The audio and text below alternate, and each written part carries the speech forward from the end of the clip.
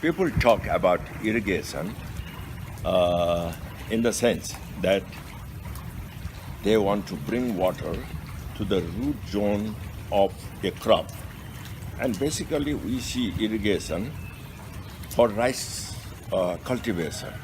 And this cultivation, rice is considered as aquatic plant where they require proper management of water.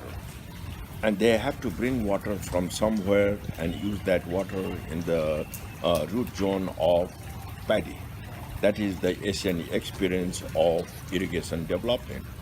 Wherever you see rice paddy cultivation, usually you will find irrigation. Then, what are the components within the irrigation? Irrigation is the combination of different multidisciplinary knowledge. First, you start with hydrology, how much water is there, where that water is. And the second one, you might see, once you identify water, then you have to see how can you bring that water from point 1 to point B, that farming area. That is hydraulics that we call the flow of water.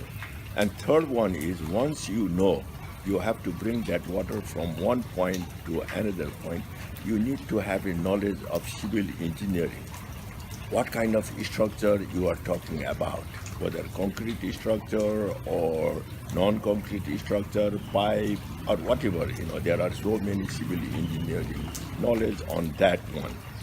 And then once you know that water is to be brought to certain farming area, soil knowledge is very important. Soil science is very important.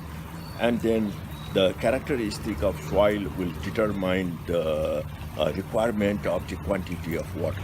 Therefore, you have to understand the quality of the soil. And then once you know the quality of this soil, then you got to know what crop you want to grow.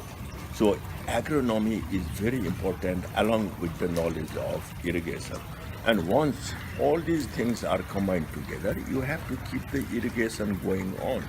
Then you have to have a kind of human organization, or you might call it institution, to look after the irrigation. And then that institution means rule, regulation, allocation, distribution, control of water.